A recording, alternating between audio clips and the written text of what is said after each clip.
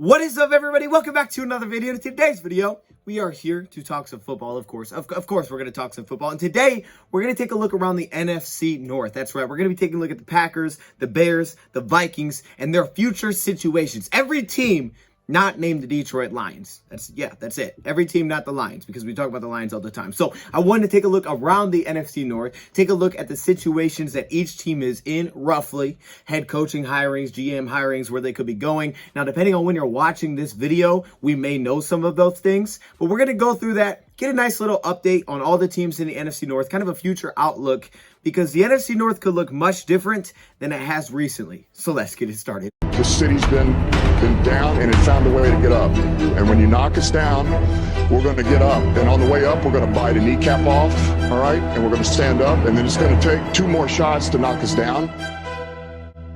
We're going to take another hunk out of you. Before long, we're going to be the last one standing. Welcome, everybody, to our video. Glad you guys are here.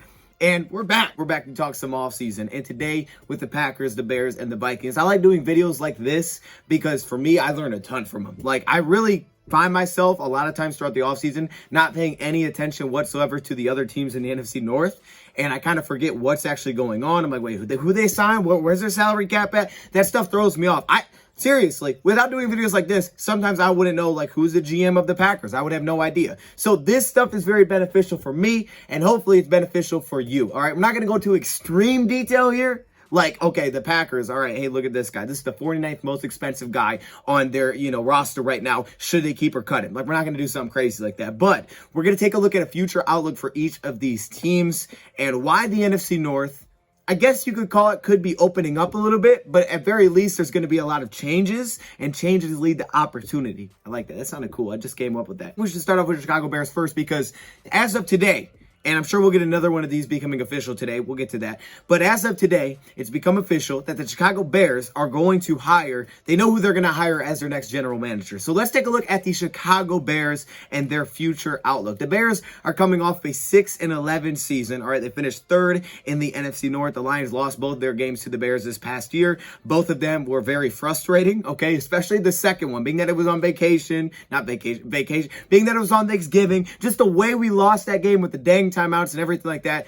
Game was very frustrating. And then, of course, the first time around, we literally just could not score in the red zone. 1 for 5. We moved the ball like this, but every time we got to this, it was just like we're hitting a wall inside the 20-yard line. So they are coming off a 6-11 season. They decided to clear house, so no more Matt Nagy. All right, no more Ryan Pace. They're going a different direction. Now, this is an interesting time to do that, of course, being the Chicago Bears, because they just traded up to go get Justin Fields in their last draft, which has definitely affected their draft capital, and it could have affected who they decided to hire when it came to the GM and head coaching search. Bill Polian as a consultant to making their next decision of hiring their general manager / head coach, and he has had some input. There's been some rumors out there. Apparently, they didn't hire the GM that he was pushing for. They hired someone different. But Bill Polian has been involved with that, and we know about consultants. I can't give you like a full track record history. I was trying to figure that out. I couldn't find it. But the Lions have been involved with the consultants. The team find their next leadership guys, but then they kind of move on after that, right? They don't stick with the organization. So for them, it's not like, oh, you failed. There's really no consequences. I'm moving on. I already told you who to hire. And for the Lions, you guys remember Ernie Accorsi? When he came in, that's when we decided to hire Bob Quinn, okay? So he was our NFL consultant. Bill Polian does have some good hires in the past. I couldn't find like his whole, background, but he's been a part of some good things, like when he was with the Indianapolis Colts, and they brought in Chris Ballard. He's that Frank Reich became a head coach, Tony Dungy. So he's had some success. Mark Levy was also brought up in that mix as well. He's had some success, apparently helping out teams decide to hire their next general manager. But as of today, it has been announced that the Chicago Bears are going to hire Ryan Poles as their next general manager. Now, some people think this could be Ryan Pace in disguise. He just changed his last name. I don't know. I would have definitely been cautious of that if I was the Chicago Bears. Ryan Poles looks like he's going to be their next general manager for this team. If you don't know who that is, I don't either. So let's move on. No, I'm playing. Okay, look, I didn't know who Ryan Poles was before we did this. See, this is why this stuff is beneficial for me. So Ryan Poles has been working with the Kansas City Chiefs Chiefs for his entire NFL career. He's a former offensive lineman. It's an area where most Bears fans are excited with his hirings, that he can help them put together a better offensive line, as they've struggled to do that in the past few years. Put together a better offensive line. He played on the offensive line. He played at Boston College. He was actually an offensive lineman when Matt Ryan was there. I believe he was the center. And he's also a very young GM. So we're going to take a look at the Vikings in a second, because it looks like they are going to be hiring a young GM as well. But this guy's 36 years old, which could possibly speak a little bit to the direction that the team is heading. Now, every team, as you'll see as we go through this, is in a different situation. For the Chicago Bears, they're coming off of a 6-11 season, which is not very good. They also have a young quarterback, so you got to believe that that had something to do with it, with the draft capital that they gave up, that whoever was coming in as the general manager had a plan to go forward with Justin Fields. You had to believe that would be the case with whoever they hired as the next general manager. So for a guy like Ryan Poles, who's worked with the Chiefs, survived basically 3 regime changes that included working with John Dorsey. It was impressive when you see guys that can stick through, those regime changes at the top at the general manager position, and then being there with Andy Reid when they put together the offensive line like they did back in Philadelphia, or really this past year when they went out and they drafted a Creed Humphrey, and they have a couple of great offensive tackles. They started to put this offensive line together because it was destroyed back against Tampa Bay in the last Super Bowl. Now, they were missing a lot of pieces, but you guys remember that whole storyline. So Ryan Poles is set to become their next general manager. Being a young general manager without having the experience of being a general manager, which happens a ton, it could tell you a little bit about the direction of this team, but I also don't think their direction is very surprising. It's going forward with Justin Fields, likely having him being the quarterback going forward. Now, me personally, I'm not a big believer in Justin Fields, all right? The Bears might be, so that's why it's kind of a weird spot for them. Now, at the head coach position, not sure where they're going to go. Again, by the time you're watching this, they could have made this decision already. I'm assuming they're going to let the GM decide who this is going to be. Bill Polian, the reports are that he was pushing for Morocco Brown to be the next general manager, but that did not happen. However, at the head coaching spot, there's been really 3 names that have been seen thrown up the most as really like the 3 finalists for this job. There's a couple of outside candidates as well that have been thrown in there, of course, but there's really 3 names that I've seen a ton. Those 3 names include, number 1, Jim Caldwell, okay, the former Lions head coach. He was there for the 4 years, also with the Indianapolis Colts. He's the guy that's thrown into this mix. Now, what's interesting about 2 of these 3 names is 2 of these guys have experience as a head coach. They've done it before, which is always nice, but also knowing they have a young general manager that's never been a general manager before, I could see why they'd want to get a guy with experience at the head coaching position. So Jim Caldwell first. What would be nice for Jim Caldwell in this situation is that he'd be likely getting picked by a general manager that wants him as the head coach. Remember when Caldwell, the Lions brought in Bob Quinn while he was there. So he was with 2 different general managers, and kind of like he said, he felt like his names were kind of numbered, as soon as that happened, once they brought in a new general manager. No, it didn't happen immediately. It did happen. So maybe having a general manager there that wants to bring him in, if they decide on Jim Caldwell, that could be very beneficial for him trying to build a team. I don't want to put it all on him that we didn't really get better. We didn't improve the run game and the O-line. Defense got worse, but a lot of that was salary cap stuff. But there's a few areas that just did not get better after his first year with the Lions.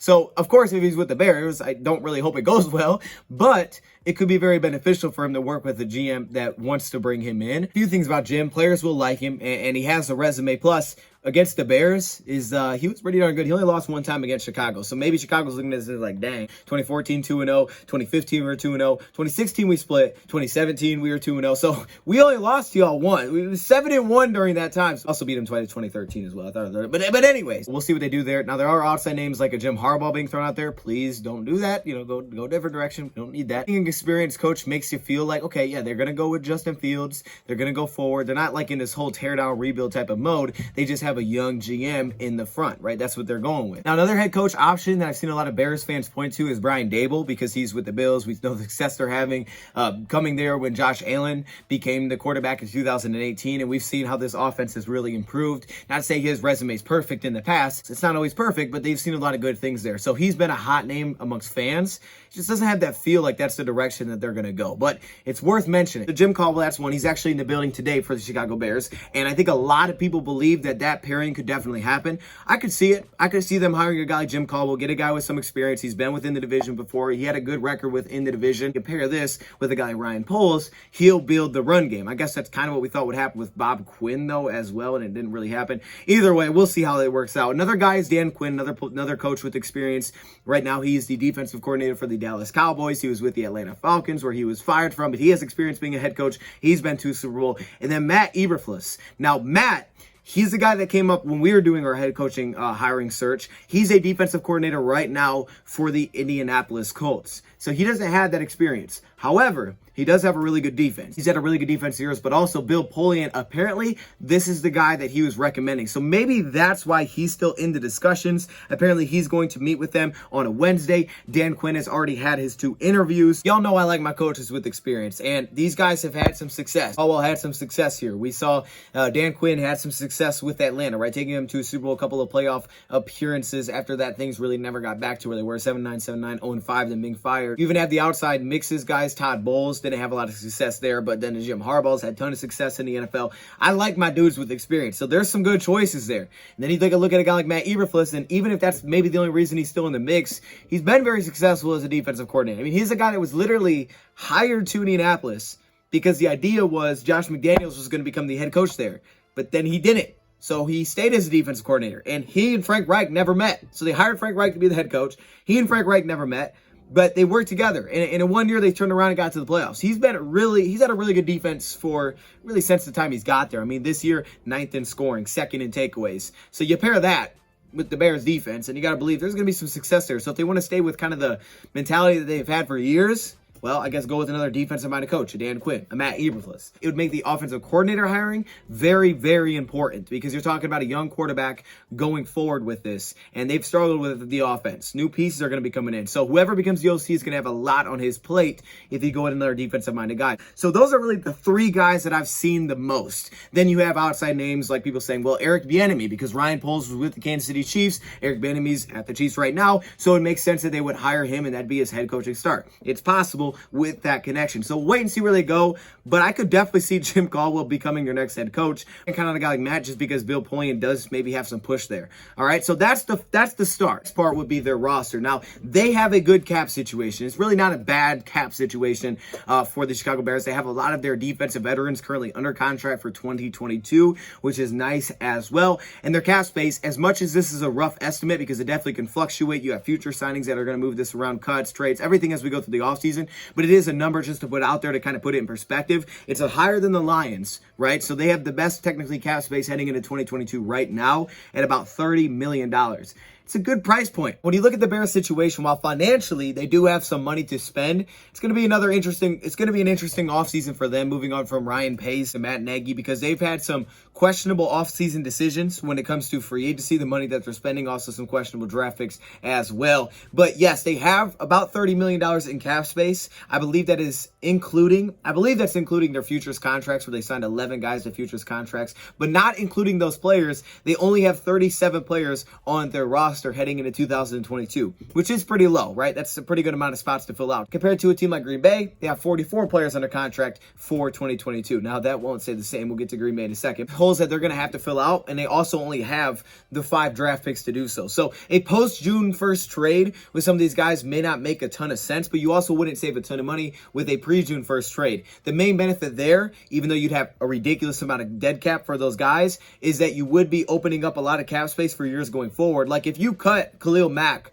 pre-June 1st. Okay, yeah, you're not really saving anything this year, but you're helping yourself big time for 2023 and 2024. I think the guys under contract do like 2025. Same kind of situation for Robert Quinn. They're going to move on from a guy like Khalil Mack, who was on his way to having a bounce back season if it wasn't for the injury, right? Because the guy only played in 7 games. He's having good numbers. He's missed the last 10. Or a Quinn, who's coming off, 18.5 sacks without having a Khalil Mack. If you're going to move on those guys, of course, you'd prefer trading them to get draft picks. And even if it is a post-June 1st trade that processes, at least at that point, you would get draft picks for future years. So yeah, you'd rather take the draft picks than just cutting the guy. I know a lot of fans for Chicago don't want to see a lot of restructuring because they've already done that in the past. They've restructured contracts in the past, multiple guys. Every team does it. But they've restructured a lot of contracts in the past. They don't want to have more contracts restructured again this offseason where they're putting this extra money into future years. They want to have that cap free. That way they can go forward with this. Still could keep some of these vets around. Now if they start to move on from those guys and try to trade them, try to open up some cap, but also pick kicks in return,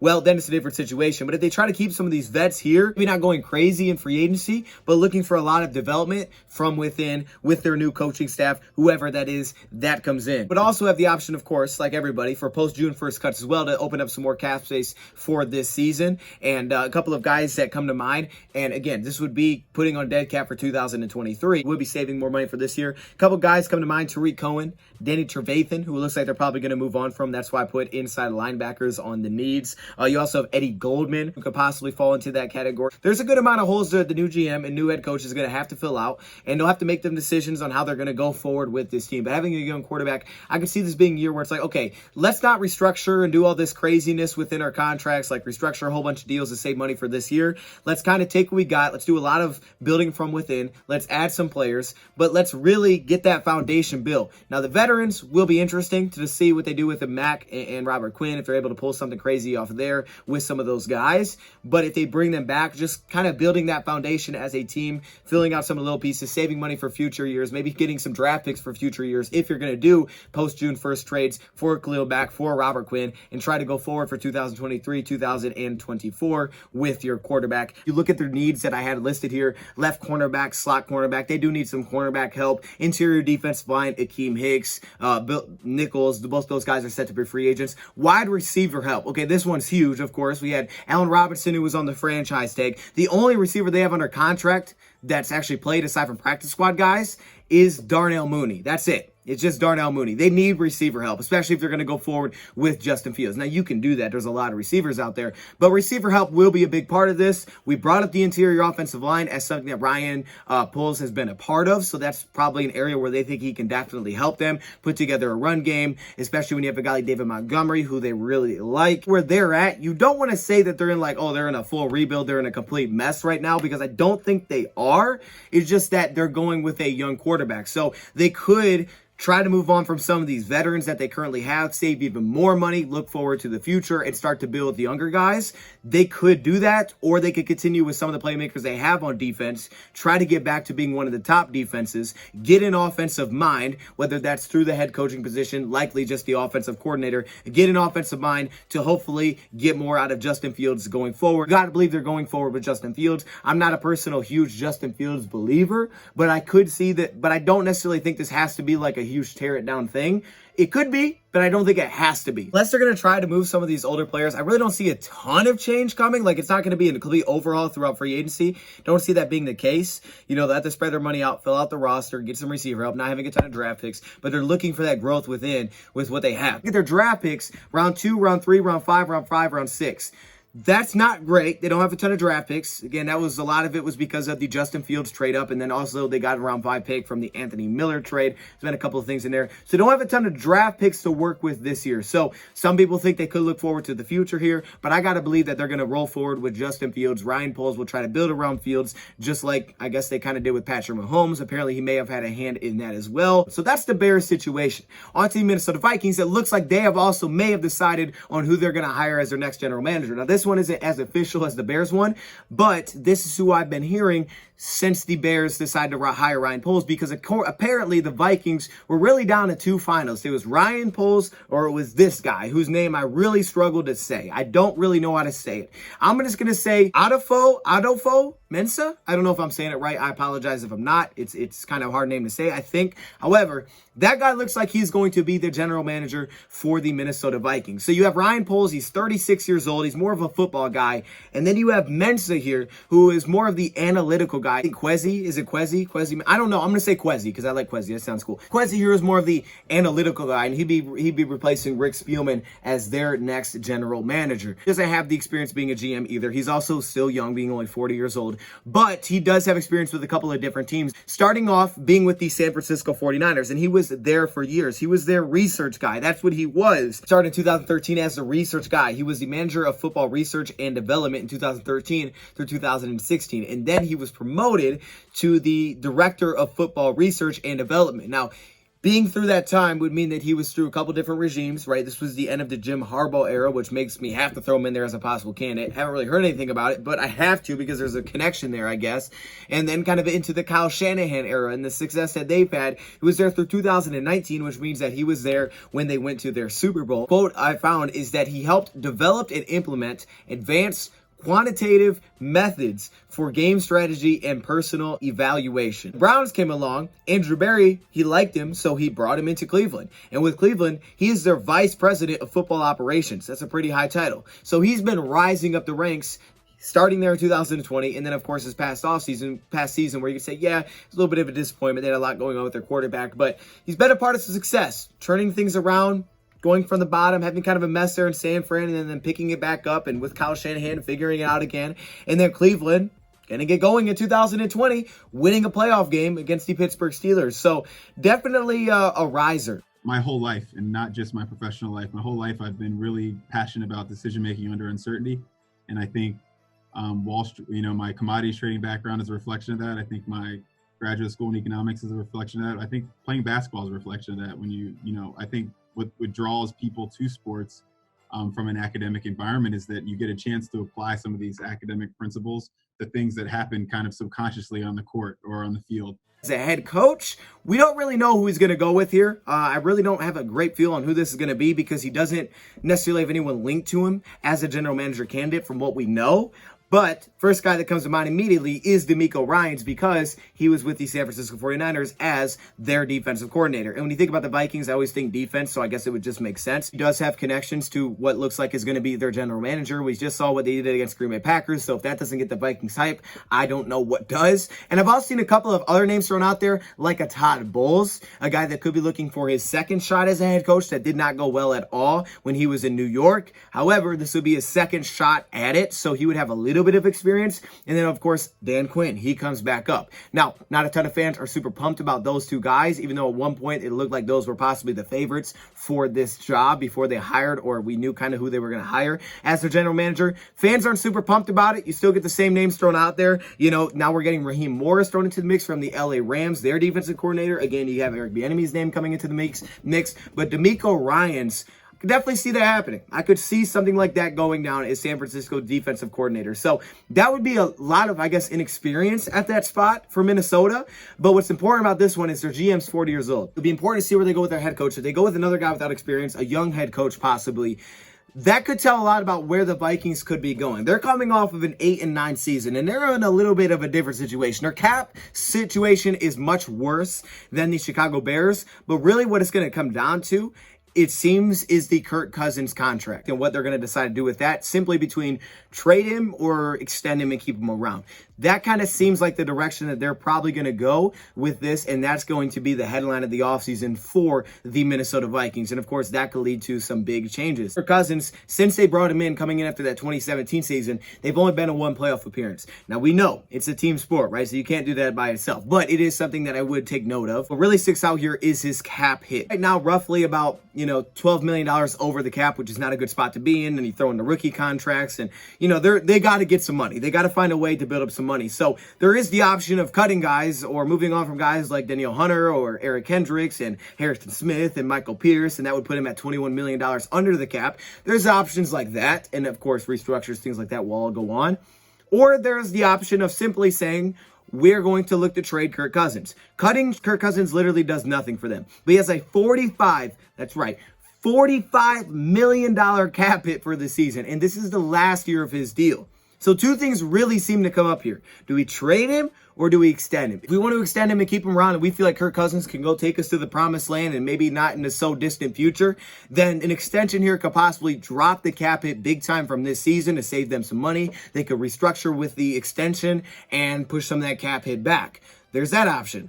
Or there's the option of trying to trade him. Now, of course, someone would have to want to accept that trade. Some people believe they'll get probably a second-round pick in that range. I could see that being the case, maybe a mid-round pick in return, just because the cap hit they're going to take on. Two teams that have been kind of linked here is teams like the Pittsburgh Steelers. Big Ben's retiring, and they have a lot of money in cap space. Or also a team like the Denver Broncos, because it's all been about Denver and Aaron Rodgers. But what about a guy like Kirk Cousins? So Cousins, it'll seemingly come down to whether or not they decide to trade Kirk Cousins. They decided to trade a guy like Kirk Cousins, and they were able to pull it off. Of course, they would be able to add a pick, but they would also save $35 million in cap space for the season. And of course, like I said, he's not under contract going forward. So you'd be moving on, you'd be going in a different direction. They also have some draft picks to work with, and you would assume they would get some also with that trade, maybe a couple of mid-round picks, something like that. But looking at this year's draft, they have the 12th pick in the draft. So round 1, round 2, round 3, round 5, round 6, round 6, round 7. Pretty good amount of draft picks, right? And then of course, comp picks can also be thrown in that. That comes out for the Minnesota Vikings. But it really comes down to that situation is their starting quarterback spot. Now, Kellen Mond is their backup, but we heard what Mike Zimmer said.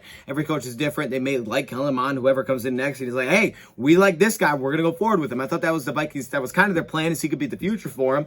But remember Mike Zimmer's comments, no, we don't need to see him in a regular season, even though the game didn't matter at the end of the year. We've seen him in practice. It was kind of like one of those statements I was like, dang, okay, well, maybe they don't like him like at all. We'll see what they do there, but if they trade Kirk Cousins, they could be looking for a whole new quarterback altogether, which could lead to a very interesting 2022 at least season, because this draft class is regarded as not a great draft class. We're probably not looking at a top pick, which could be good for them because having the 12th pick, they could possibly land into the top quarterback. So they could do something like that. Maybe they go forward with a guy like Kellen Mond. Maybe they try to set up picks for 2023 and try to grab a quarterback then. But that's what it really comes down to, is the Kirk Cousins situation. Because of their cap space, where they're at as a team coming off an 8-9 season. What do they need? They need secondary help. Their cornerback needs help. Patrick Peterson, he's going to be a free agent. They need cornerback help. We know that big time. Some things just have not went well at that spot. We saw Bashaw Breeland this past year. He was bad. And then we all know about the situation of the second round pick, which just was not good. The linebacker, tight end. But it's really going to come down to what they do with Kirk Cousins. And of course, if they moved on from Kirk Cousins, they could possibly decide to move on from guys like an Eric Hendricks, like a Harrison Smith, like a Michael Pierce, like a Daniel Hunter. They could move on from guys like that and really set up going forward, set up for the future, get a lot of cap space, try to get up some more draft picks with the Kirk Cousins thing and go forward and really go into more of a full rebuild mode. Or they could try to extend him, reset the contract a little bit, and go forward for the next 3-4 years with Kirk Cousins and a new GM. Let's say they move on from Kirk Cousins, they're able to find a trade partner, they're able to make that happen. Let's say that goes down, because that seems like the most likely scenario here is that they try to move on from Kirk Cousins. Well, they're not out of anything yet, like competing in 2022. They could definitely be competitive, and even their GM said that they want to compete, right? They don't feel like this is going to be a huge rebuild or anything like that. So if that's the case, yeah, they could definitely stay in it. I mean, think about it.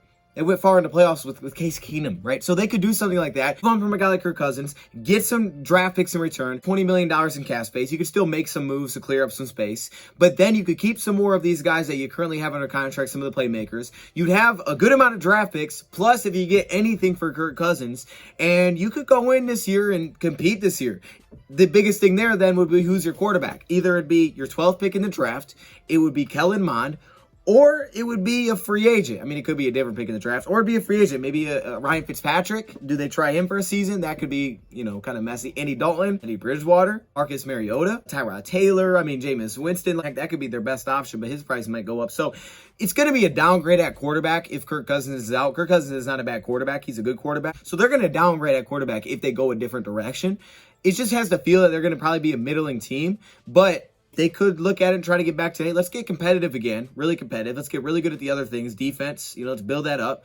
Let's continue to run the ball well, which we can already do. And let's get a quarterback, maybe not super expensive, build that way, take our draft picks. Maybe next year, maybe we trade Kirk Cousins for a 2023 pick. And next year we try to go get a quarterback. Something like that, kind of like the Lions did a little bit. Maybe they could do something like that.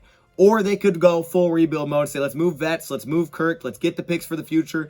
Take this year and let's go full rebuild mode. If you don't count Justin Fields as a starter, 3 new starting quarterbacks in the NFC North next season with 2 new head coaching staffs. I mean, as easy as it may sound on paper, the point is there's turnover there. It's tough to do that. It's tough to come in and have success instantly with a new quarterback and a new head coach, or in the Bears' case, a young quarterback and a new head coach and a new GM. So there's going to be turnover. It's going to look different. There will definitely be an opportunity there to pass those teams. I mean, it's not like they were at the top of the division anyways. I mean, heck, we beat the Vikings this past year, right? The Vikings are extremely beatable, and they probably will be next year. The Bears, we'll see. That could get ugly because I'm not the biggest Justin Fields guy, but we'll see what they do there. They have to hire offensive mind. The Vikings are going to try to ride through with some of these big contracts with these vets and say, hey, we're not closing this win-now window kind of thing, and they're going to try to do with some of their vets. The thing is, they're older, right? I mean, they kind of were in a short-term win-now type of mode with Kirk Cousins. That's what they thought. When they got Kirk, we're going, man. He's taking us over the top. Danielle Hunter's 31. He's under contract for multiple years. Harrison Smith's 36. Eric Kendricks is 30. Michael Pierce is 30. So a lot of these big names that you have across the roster, especially on the defense side, they're not young. If you're going to try to do that, do you trust doing that with a quarterback that's either very young or that's not really, you know, maybe that guy that they thought he was? So that's the mode that they're in. They can either try to continue going with those guys, or they can say, hey, you know what? Let's take a year back. Let's save some money. Let's open up some of this cap for 2023. Find our quarterback, figure out who that guy's going to be, and go forward that way and move on from some of these older vets. But the fact that they went young, depending on what they do at head coach, kind of gives me the feel that they could be looking to go a different direction, and this could be the final year of Kirk Cousins in Minnesota. Vikings are on the books for a lot of money for Kirk Cousins for the 2022 season, for 2022's roster, because a couple of years ago, we saw them give Kirk Cousins a 2-year, $66 million deal to allow them some cap relief, and now we're looking at $61 million of that being guaranteed, which is why the $35 million for this season is fully guaranteed for Kirk Cousins. Talk about the trade. I mean, the trade could be a little difficult because you got to find a trade partner and someone that's willing to take on that contract. And there's a few teams that could definitely be interested. The issue is that there could also be other quarterbacks out there, which could lower what the Vikings could get in return. Plus, when you think about the team that's acquiring Kirk Cousins, the amount of money that they would have to take on, you would probably believe that the Minnesota Vikings may have to take on some of that cap with them to send him off and possibly get a better return in return. You have to eat 10, 15, maybe plus $1 million on this Kirk Cousins deal. The Lions and Rams did their trade last year with the Goff and the Stafford thing. Neither team took on $27 plus $1 million with that trade. Whoever brings in Kirk Cousins on his current deal will be taking on a massive cap hit. But like I said, you have guys like Watson who could be available. We'll see how that turns out. Aaron Rodgers, of course. Jimmy Garoppolo. I mean, there's Derek Carr. There's a lot of guys that could potentially be available after the season. Baker Mayfield. I mean, who knows? I've seen a scenario, Vikings and Browns doing a deal, sending Baker Mayfield to the Minnesota Vikings, having the Browns take Kirk Cousins because of the Kevin Stefanski connection. I like the Broncos idea. I do, because you have George Patton in there. I mean, all the talk's been about Aaron Rodgers, but Kirk Cousins, it seems like it could make sense for them. Another option, of course, you could try to restructure his deal, which would mean pretty much adding void years to his deal. They could try to do something like that to just get salary cap relief, because he would be the best short-term option out of pretty much anybody that you would have this year. He'd likely be your best short-term option for this next season. So if you wanted to keep him around for an extra year to save some cap this year, you could try to restructure his contract. The only thing is that Kirk Cousins would have to agree to that. He may, because, you know, it's just a bonus for him. He gets the money immediately, but he would have to agree to that, and the Vikings could add void years. But then again, if you're adding void years, then you have money on those next couple years that he's not even here. So you're pretty much putting extra dead cap in future years. So I think the most logical situation would be trading away Kirk Cousins. It's just not easy to trade somebody with that kind of cap hit. You know, it's just not easy to do so. So next year is going to be very interesting for the Vikings and what direction do they go. But there's a couple of options. I mean, you could give them a contract extension. That doesn't seem like the direction they're going to go. Restructure, I don't think that's going to happen. So I think they look for a trade, but they may have to take on some of that cap to make it much more appealing. The team that just lost in the playoffs, it's Green Bay. All right, now Green Bay, depends how you look at a good season, right? They lost the first round of the playoffs. 13-4, they lost at home. There's disappointment because they haven't found that playoff success. They're 0-4 against the Niners, you know, in the playoffs. So good record in the regular season. We beat them. I'll take that dub. But they're coming off a good record. So you're probably thinking, oh, the Packers, you know, they're going to be themselves. They're going to be the Green Bay Packers as usual. They're going to come back next year. They're going to win 12, 13 games. They're going to be the first in the NFC North, and we'll see if they can win a Super Bowl next year. It's going to be the same old with Aaron Rodgers as the quarterback. Not so fast. That actually may not be the case at all next year. Is it possible? Yes. But they're in really, to me, the most interesting spot of all of these teams. Now, there's a ton of options that go into this when you talk about, you know, how you can set up contracts to save money and things like that. But really what Green Bay has done is we've seen it all this year, right? Devontae Adams, Aaron Rodgers, coming into the year, we heard about the draft. Oh, is Aaron Rodgers leaving? He decides to stay. You know, then we get this last dance post from Devontae Adams, and that's kind of what the feel was, right? A lot of people saying it felt like destiny. The last dance, you got all these guys coming in, Randall Cobb, here he comes. This is it. They're going to make it happen. They've been backloading contracts for years. This is the year. This is the last dance. Wins the Super Bowl. If Rodgers wants to retire or you can go elsewhere, this could be it, and they can move on and go forward and into their rebuild. But that didn't happen. So things get interesting. Now, I don't know about you, but if you listen to Aaron Rodgers' presser after the San Fran game, to me, it sounds for sure like he's not coming back just by some of his answers to questions. The guy literally started naming free agents. When he was saying this, he was, of course, coming off a loss. It was a tough divisional game. And the way that he put it is that was a game that, you know, we expected to win. Of the team and the organization. And how I feel like I fit in the future mentally. Do I still have the passion, the competitiveness, and desire to keep playing? And I think it's a feeling that you just kind of know once you feel the off season has started. When you're a competitive, hyper competitive individual, you also probably you dream or think about what the fairy tale ending is, and it doesn't mean Super Bowl necessarily, but that's a pretty damn good fairy tale. Not many people have been able to walk off like that. I mean, Peyton did, and John Elway did, but not many people have been able to do that. So it comes down to more just how you're feeling. Can you still play? Do you still have the same commitment and enjoyment with the game? And do you want to sign up for the grind? When you're kind of in that mood, you got to step back, and that's what he's going to do. He's going to take time away from it. He said one thing that won't happen is I'm not going to retire for a year and then come back the next year. He said that's not going to be a thing. Free agency isn't really on the table for Aaron Rodgers. So really it's a couple of things. It's either trying to figure out a contract to bring him back and try to make one last run at it, or another run at it. I guess the Last Dance Part 2, something like that. Somehow financially trying to do that, maybe with less pieces. Or it's, of course, maybe going a different direction, which would be lining up a trade with another team. And he said for him, the relationship that he has with his general manager, it'd be a simple conversation. They've had a good relationship all season long. It wouldn't have to be like some kind of standoff kind of deal. It'd be a simple conversation. It's what the team is desiring, which direction they're looking to move going forward. Because he said it right after the game. I'm not looking to be part of a rebuild. Understandably, okay, I wouldn't be part of the rebuild either if I'm pushing 40 years old. It doesn't make any sense for him. He wants to win football games. That's why they kind of went all in. They were trying to win a Super Bowl. It didn't happen. So it looks like it's either going to be try it somehow, try to figure out the cap again and make it work again, and try to, go very short term and see if they can pull it over the top one last time, or it's possibly a trade option, which would be going somewhere else to a team that thinks they can win and trying to make it happen there very quickly. Who would have done that? Peyton Manning, Tom Brady, kind of? Something like that. Trying to go to a team that needs a quarterback and taking them over the top.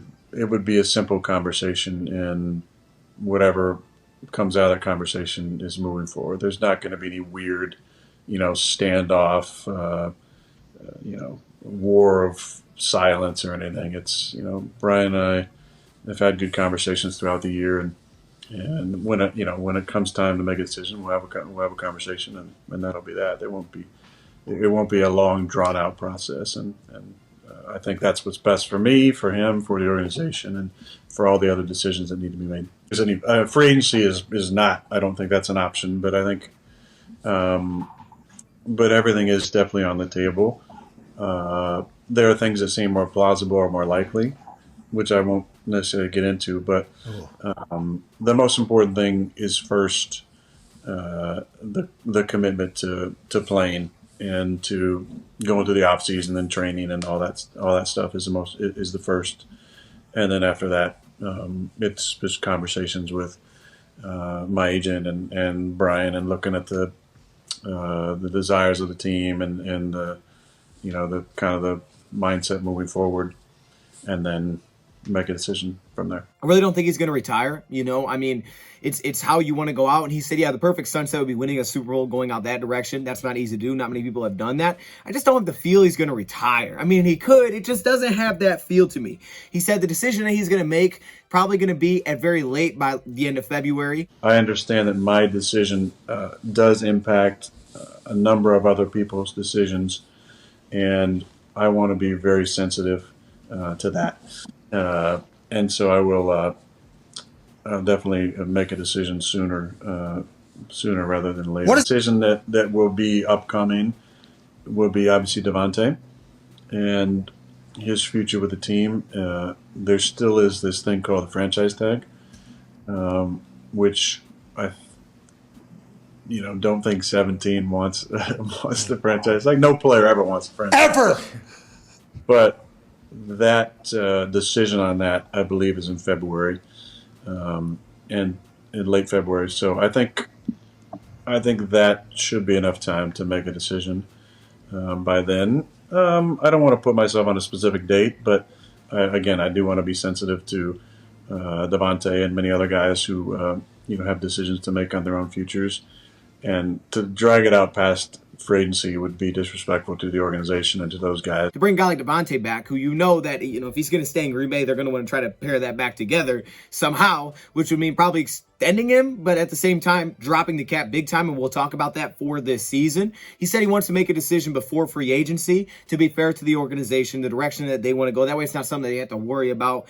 And also to be fair of guys that are going to hit free agency. Do I want to re-sign? Do I want to stay here? Take an extension to try to come back and make this thing work? Is the team going to put a franchise tag on Devontae Adams and try to trade him? It keeps options open to earlier that he makes this decision. And he did say that it sounds like he's going to be making this decision on the Pat McAfee show, which should be pretty darn interesting. So, hey, shout out to him. He's had a real good personality with this. I really do think it's really cool that he comes on their show every week and he does this, even after coming off a loss. I was like, is he really going to show? He did. So shout out to him for that. But the point is that they have roughly negative $40 million in cap. Now, that could swing up to about 50, depending on futures contracts. It's kind of been all over the place, but roughly 40 million negative in cap, which is the second lowest or worst in the NFL, behind only the New Orleans Saints, who are also kind of in a disaster financially. They're in a bad spot when it comes to the money side of things.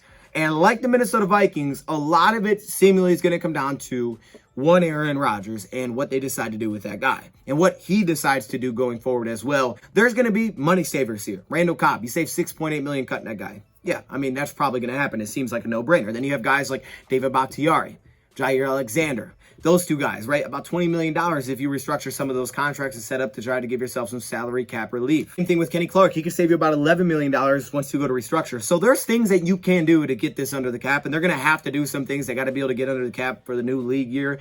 There's things that they're going to be able to do. But it really does seemingly come down to what they're going to decide and what Aaron Rodgers is going to decide going forward. Their head coach should be the same. I don't see Matt LaFleur going anywhere. GM is probably going to be the same. This could be the new era of the NFC North without Aaron Rodgers, which looks like it's probably going to be the era of Jordan Love. Maybe not, but it looks like it's going to be the Jordan Love era. So let's talk about this Rodgers situation. Why does it come down to Aaron Rodgers? Well, Aaron Rodgers got a nice little cap hit. Let's look at it. $46.6 million. This is something light, that's just the second highest in the National Football League. $46.6 million. I'm assuming Mahomes is number one. I don't know for sure, but $46.6 million cap hit. You're looking at their $40 million over the cap, you're like, oh snap, that's not a good thing. No, it's not a good thing. Factor in rookie contracts and future contracts. Like I said, this stuff can change. So they could be looking at over $50 million over the cap, which is a terrible situation to be in. So just cutting Aaron Rodgers doesn't seem super realistic, because why would you do that when you could possibly try to get picks in return? But trades do work a little different. So let's say hypothetically, the Green Bay Packers found a trade partner, and that trade partner agreed to a trade. Let's say tomorrow, the Packers and Broncos like, hey, let's do this, shake on it, we're going to make this thing happen. The only thing with that is that, yeah, they can agree upon it, just like the Stafford and Goff one happened, but it does not become official until the first day of free agency, which means that you have to be able to comply with the salary cap. Green Bay Packers would have to find $20+ million, as the Packers would be carrying the $46+ million for Aaron Rodgers up until that trade becomes official. So even if they decide on a trade, they're going to have to make some moves to free up some space. We talked about ways that they could do it. Now, the most space that they could possibly free up could come from a restructure/extension. So you give him restructure, you extend his contract, something like that. But that would mean bringing him back, which number one, Aaron Rodgers may not want to do, so he may not agree to that. That seems like the most likely thing here. And number two is that the Packers haven't been able to do it. They have not been able to get the Super Bowl with that, and they could possibly be looking at having less pieces if they decided to do something like that. So it just seems like it doesn't make sense. It seems like this is the new Packers. They're going forward. This is going to be a new direction. It didn't work out like they were hoping it would. The Packers are going to have to find a way to be creative with this whole Aaron Rodgers situation. I've read of a few scenarios that they could go through according to Over the Cap. So shout out to Over the Cap. They've given us the numbers and they've given us some scenarios. So I want to share these scenarios with you guys. So one scenario would be try to give him a guaranteed roster bonus. Now, of course, you wouldn't be on the roster if you did a trade. So there would be a guaranteed roster bonus that would take effect after he was traded. And then you combine that with finding a team that's willing to process a trade June 2nd, post June 1st. It would really drop the amount of money that the Packers would be on the books for. According to Overcap, $24.3 million is what it would drop to after the trade process. The issue with that scenario is that they wouldn't get picks for this year's draft, because of course that would be after the draft. So they wouldn't be getting picks for this year. They would have to be future picks that they would be receiving in return. However, they would save money, and for 2023, they wouldn't have very much dead cap. The scenario that they came up with is a very interesting one, is that he would negotiate a contract extension with another team, which would of course be that team that he is going to get traded to. It could give Aaron Rodgers a bonus that would only take effect if he was traded. So basically that team that was trading for Aaron Rodgers would have to pay that bonus because he was traded. So that would also be able to save them money. So those are a couple of interesting scenarios that they came up with the Aaron Rodgers situation.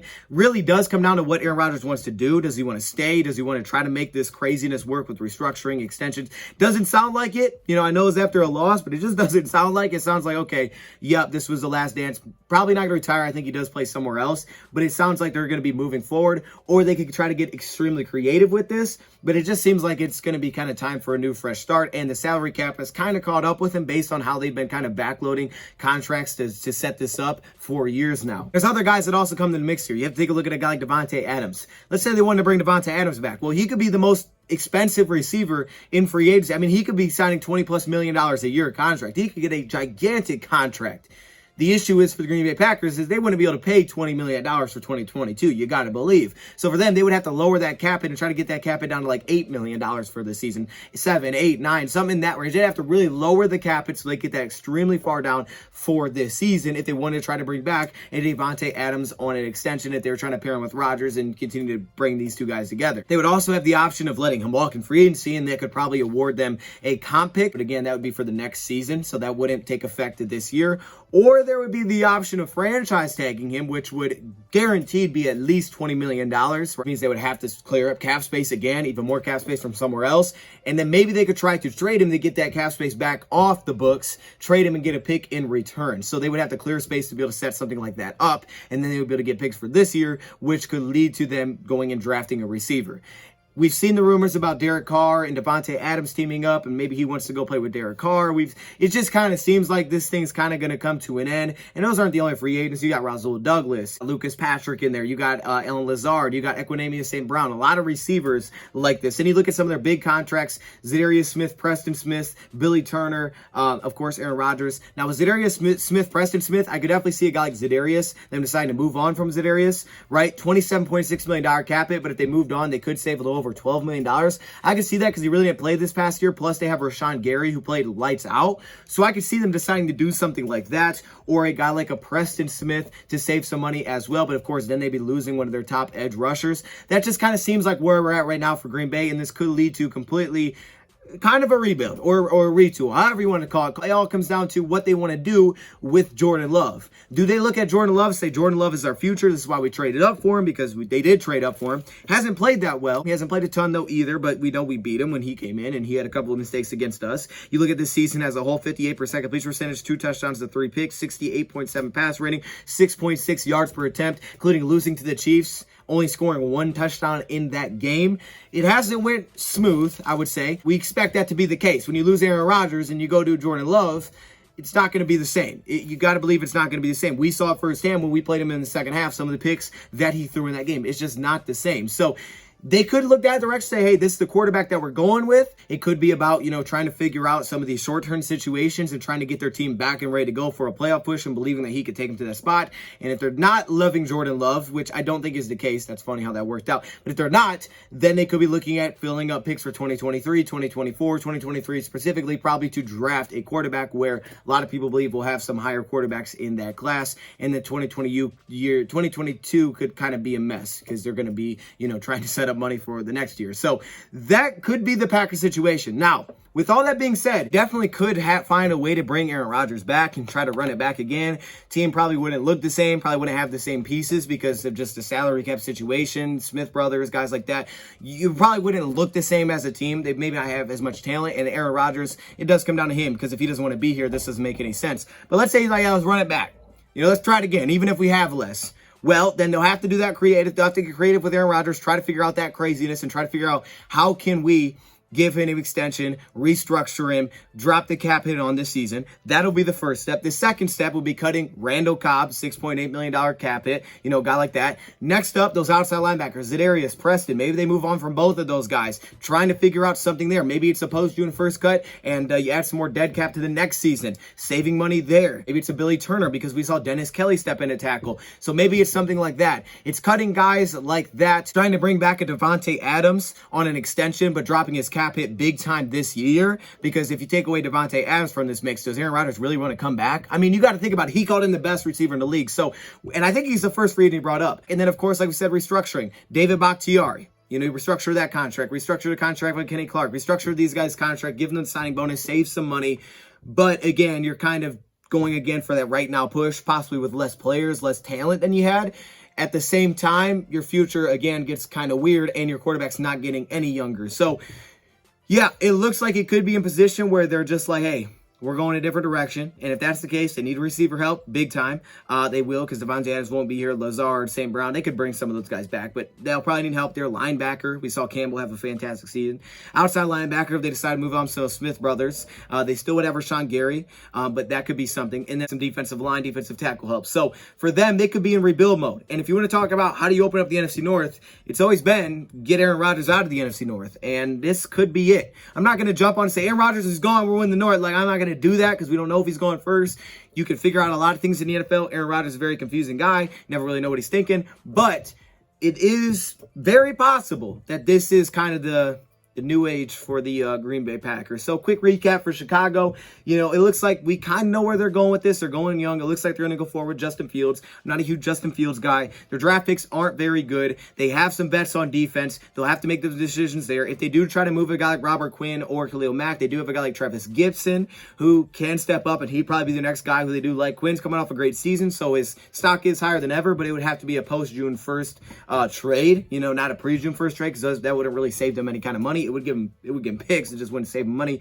The Vikings, they could be hitting sort of the reset button, depending on how they feel about Kellen Mond, but also because they're cap space, and a lot of it comes down to Kirk Cousins. And sort of the same thing with the Packers, but they're in a much worse position, and it's all about Aaron Rodgers. Craziness of all this is that a year later, the Lions could be the most stable franchise. That doesn't mean a good thing if you're not winning, but they could be. Year 2 head coach, year 2 GM. They got a quarterback. Like, we know who guys definitely are going into next season. We could really be the only team in the North with that being the case. So maybe we started this thing at the perfect time. We started this, hey, we're going to have this 1 year. We're going to try to build the foundation. We may have started this at the right time where we could be really one step ahead of everybody else in the NFC North, which could lead to, hopefully, the Lions flipping this division on its head, and something that we've never seen before, where the Lions run the show. I hope that's the case. Let me know your thoughts in the comments below. Things are going to get interesting this offseason. Thank you, Pride, for watching, and I'm out.